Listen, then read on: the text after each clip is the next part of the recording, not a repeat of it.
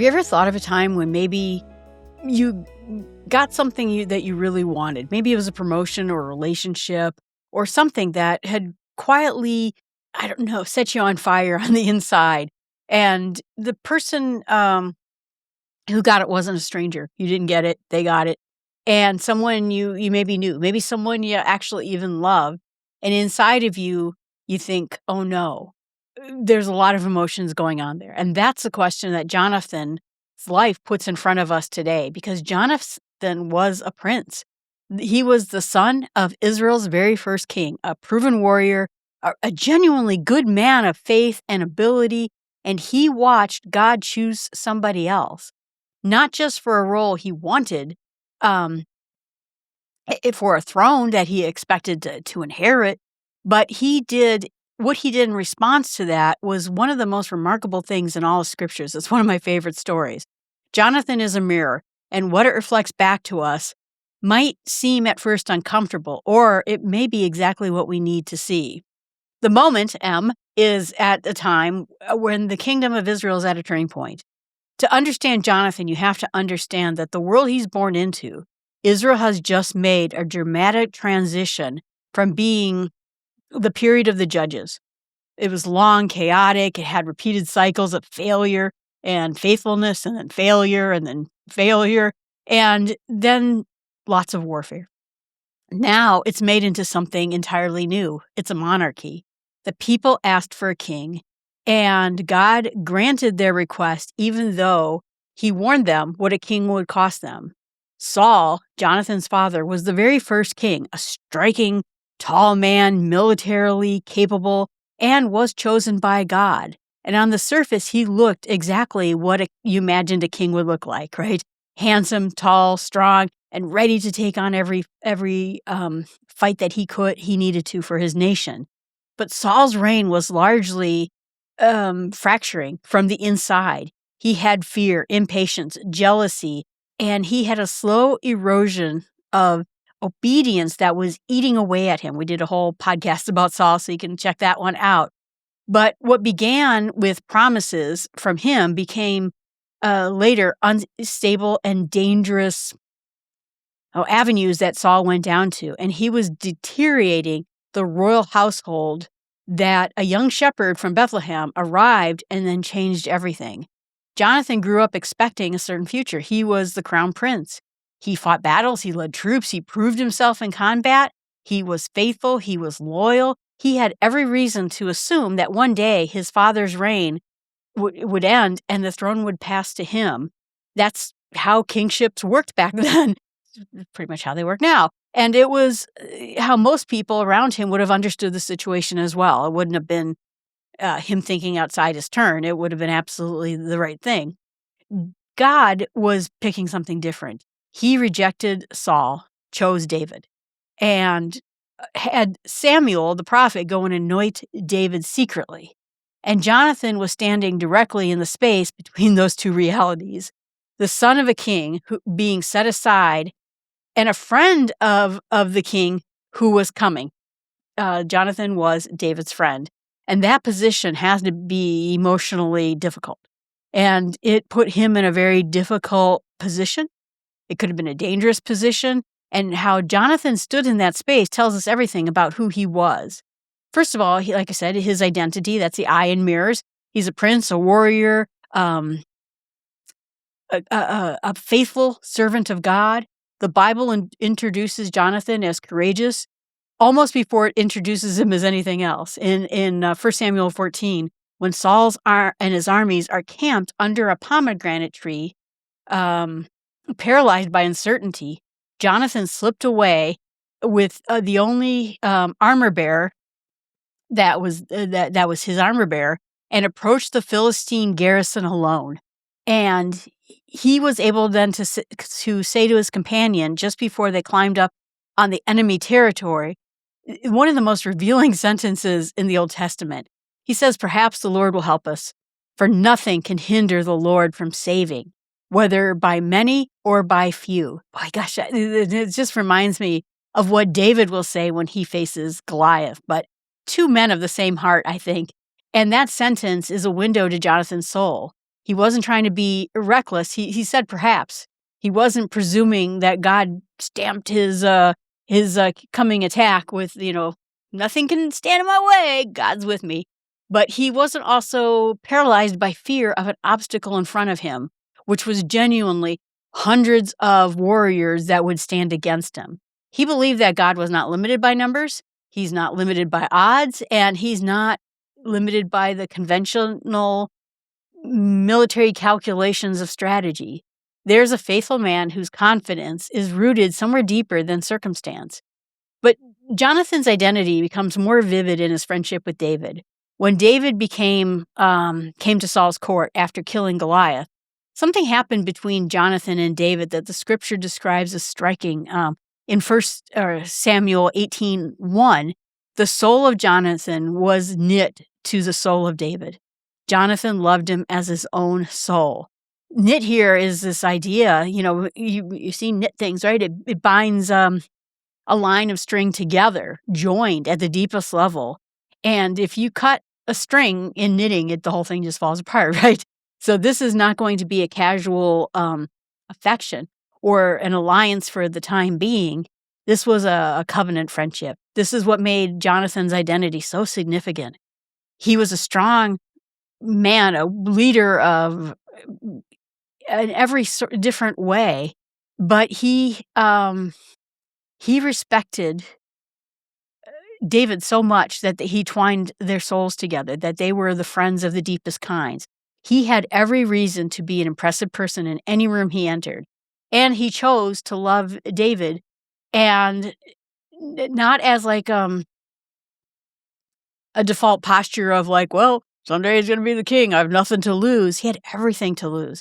This was a deliberate choice of someone who had everything in the palm of his hands and chose covenant over competition. Jonathan's identity at its core was not rooted in his title or his position. It was rooted in his relationship with God, his commitment to what God was doing, and even when God was doing something inconvenient for Jonathan personally. This is a rare person in any kind of era. The R is what right choices he made, and that was of faith, friendship, and letting go. Jonathan made several decisions across his life in Scripture that holds up so that we can see him clearly. It's not some sort of an abstract virtue. These are real people, doing real jobs and having real feelings right there in the Bible. Instead, he acted very specifically in very difficult moments. The first time was courageous faith on the battlefield when he attacked that Philistine Garrison in 1 Samuel 14. Again, not reckless. It was based in faith, expressed in perhaps God will be with us. Jonathan understood something that is easy to forget. Obedient faith often moves before certainty arrives in the heart. He didn't want to wait for a guarantee. He took one step forward to what he believed God could do and trusted God could meet him there. And God did. The garrison fell in confusion. The whole Philistine army was thrown into chaos. And what Jonathan initiated with two people, himself and someone else, God amplified into a complete rout. This was the right kind of choice that defines Jonathan's story. And his choices that he made in response to David's rise, his second thing. After David kills Goliath and the women of Israel start singing the praises of David in the streets, singing that Saul had killed thousands, but David has killed 10,000s. Saul was filled with jealousy. Something dark inside of him took root from him on that day. I mean, I think it took root before that, but it became obvious at that day. Jonathan watched all of it happen. His response was the opposite of where his father was. Jonathan saw, instead of a rival that his father saw, he saw a friend.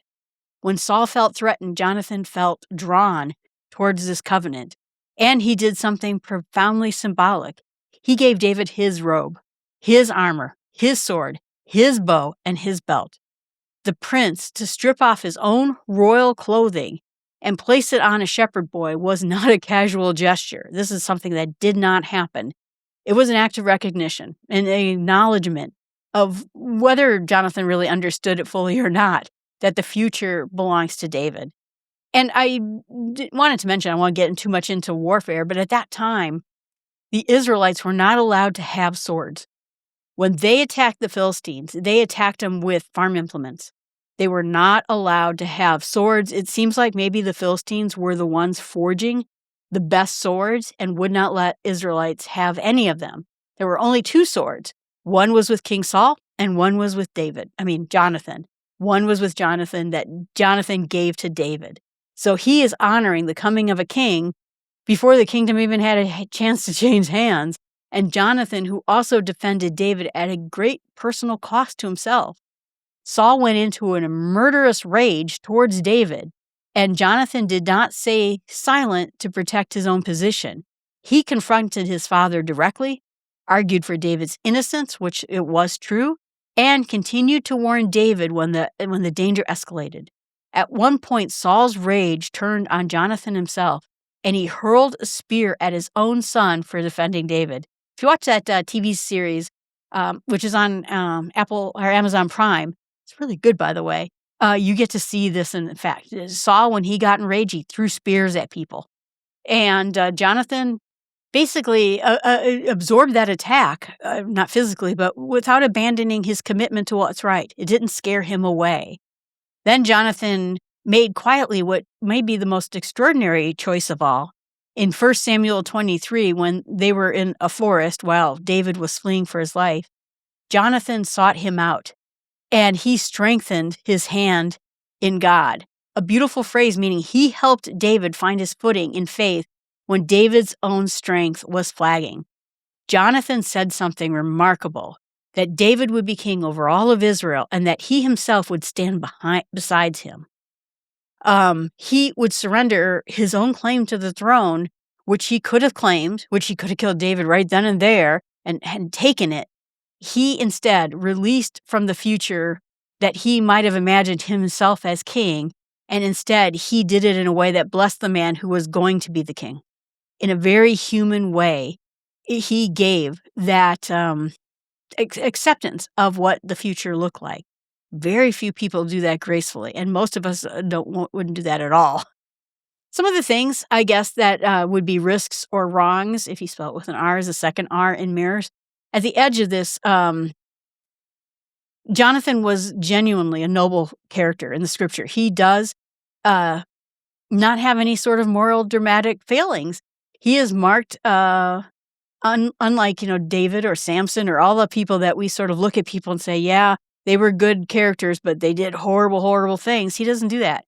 He doesn't mean that he has a life without tensions or complexity or heartbreak or sin. Of course, David sinned. But the deepest risk in Jonathan's story was one that ultimately cost him his life. He stayed too close to Saul's collapse. He saw clearly that his father was melting down mentally. He was unstable, jealous, capable of violence, not just toward David, but towards Jonathan himself. And he watched the Spirit of God withdraw from Saul. And that has this troubling, dark sort of space that remained in Saul. And his darkness increased, and yet Jonathan remained next to him. Jonathan died on Mount Gilboa, fighting beside Saul against the Philistines, in a battle by any reading of the story was lost before it already began.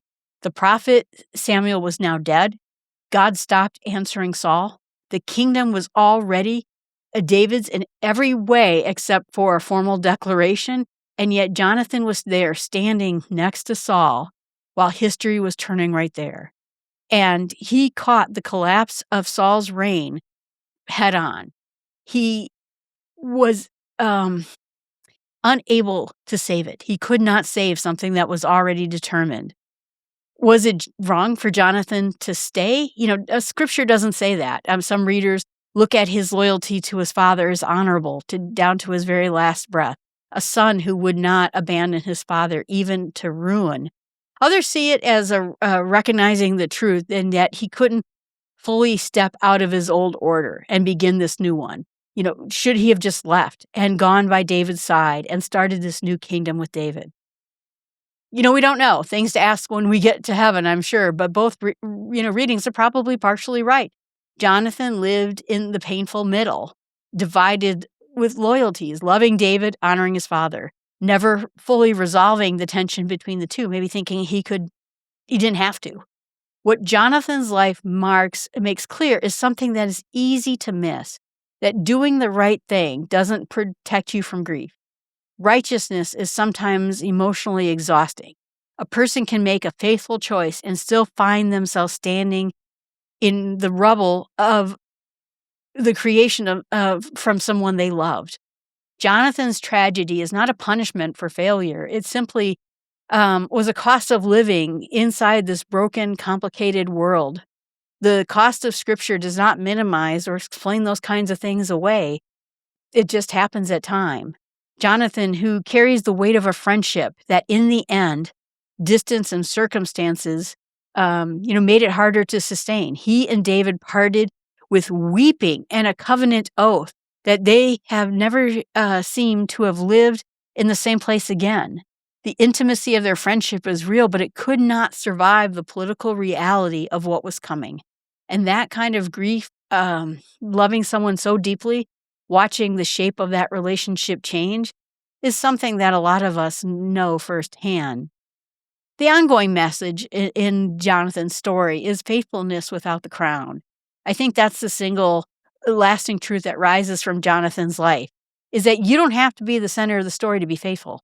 We live in a culture that relentlessly focuses on visibility, building your platform, staying in the center of everything, and grow your audience, grow your position, make yourself number one, find a way to make $1 million on YouTube, whatever it is. Make sure your name is associated with the right thing and the right people, and that you climb the right ladder.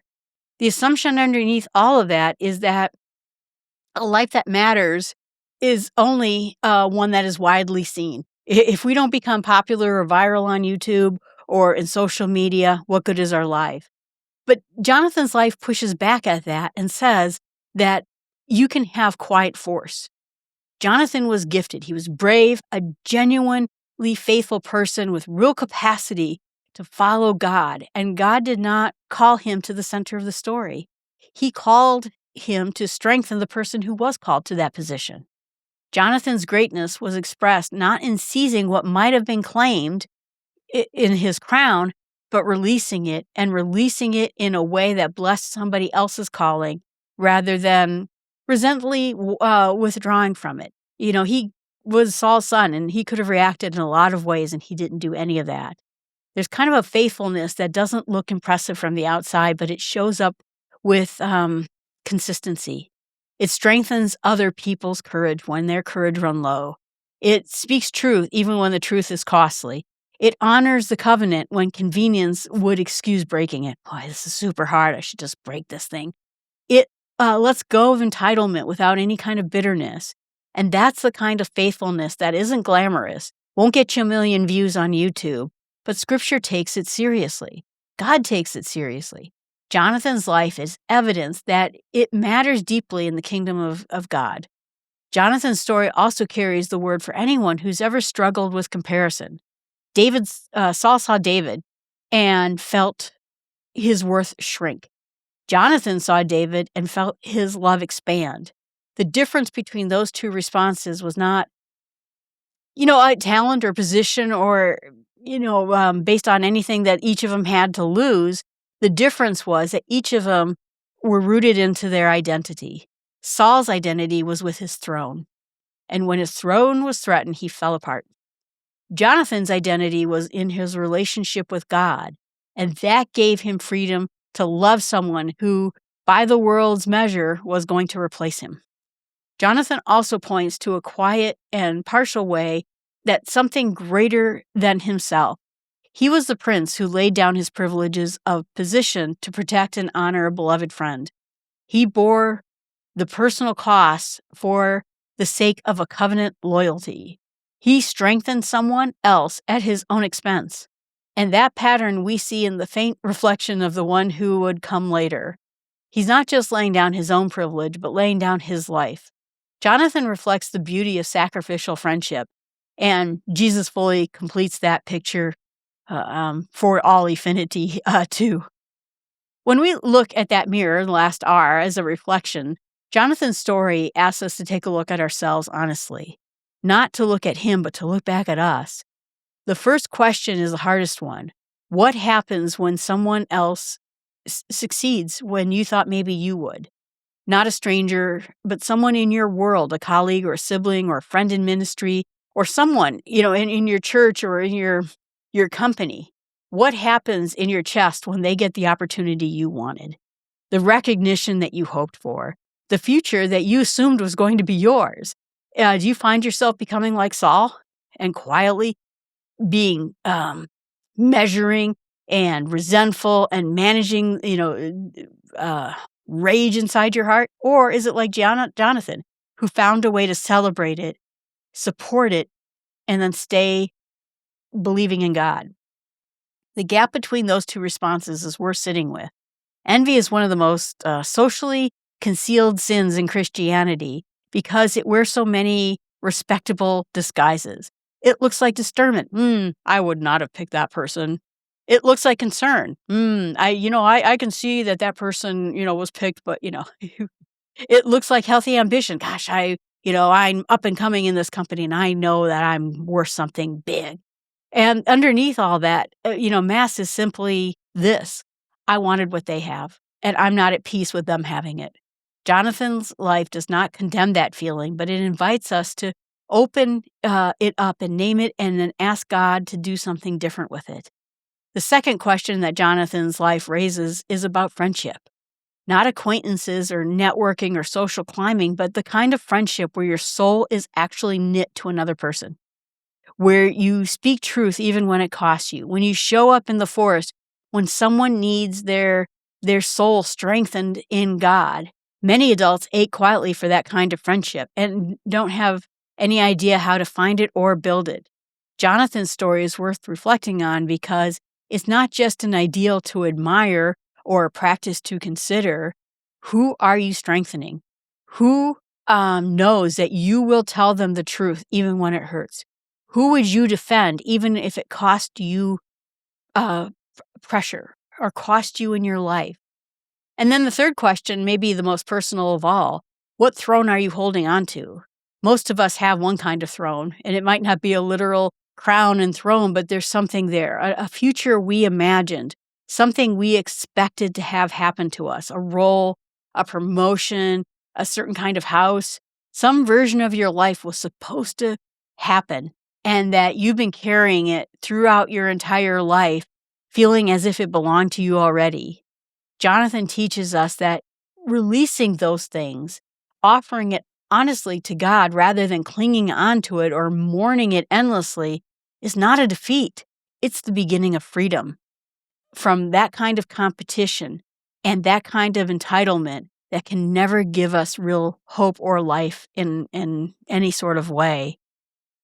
The small step that you should notice is that if you start noticing when someone else succeeds, you don't need to kind of fix it there. Just notice it. Just pay attention to what's there. Is it envy and comparison that usually operates below the surface and kind of hits us right there in the gut? Or, maybe it's just always kind of out there, just away from our conscious awareness. Just try to identify it. Bring it into the light. And then first act honestly with it. You just realize that's what you're feeling. The second step in that practice is a deliberate blessing. Think of the person who got that, who was flourishing in that way that you wanted to. And then if you're honest and something stirred inside of you that's uncomfortable, that's when you give it to God. You bless them. A genuine act of blessing. And it's not going to be performative. Pray for them. Send them a word of encouragement. Celebrate something that they've done. Congratulate them, based on what it is that it is. That they've done or what they got. You don't have to manufacture a feeling. Choose the action. Bring an honest feeling to God and ask Him to change your heart over time.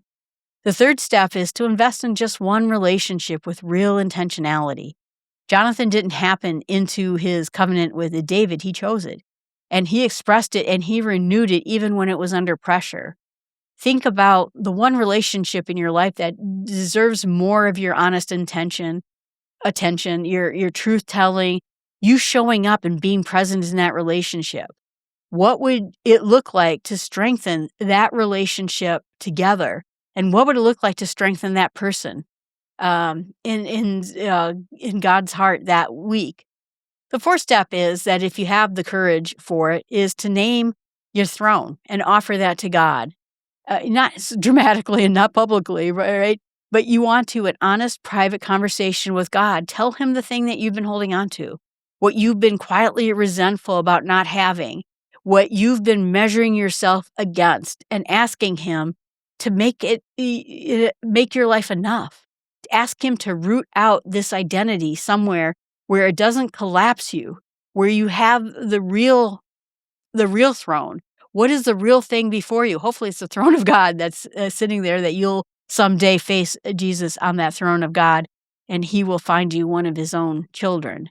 But basically ask God to keep you from collapsing when someone else gets what you wanted. Because Jonathan's life reminds us persistently that person doesn't have to wear a crown to matter to God. The one who strengthens, who honors, who faithfully is in the background, the friend who is always behind that person, the person that is maybe forgotten by the world, but not forgotten by his friend.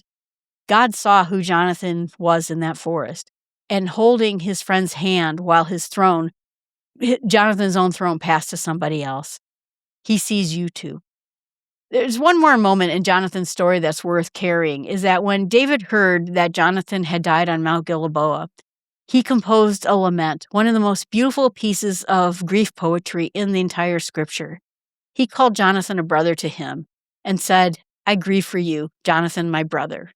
You were very dear to me. Your love for me was extraordinary, surpassing the love of women." This is 2 Samuel 1:26.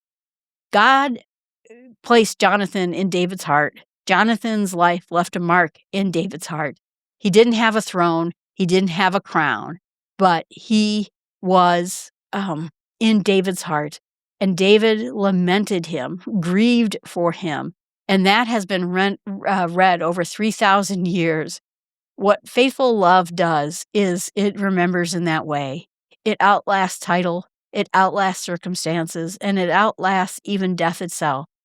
You don't have to be the center of the story to build something that lasts forever. And Jonathan is proof of that. Oh gosh, this was kind of heart-wrenching, in thinking about this. There was a promotion I wanted, and someone else at my company got it. And I liked this person, and I was grieved about it. And I prayed very hard for God to take that grief from me. And you know what? It's gone now. I mean, it was gone then. I will do a whole different podcast about this someday, probably on Start with Small Steps. But essentially, I turned it into something else, and I hope you can too. I hope Jonathan's life has really been something different for you. He's a different kind of hero than we read about in the Bible. All right, everyone, thanks so much. Appreciate you being out there. You can find everything I do at jillfromthenorthwoods.com. That's my website, has all my podcasts. Someday I'm going to do a thing about what it is I did when I didn't get that promotion at my job. Appreciate you being out there. Leave a comment right here. Thanks so much for watching.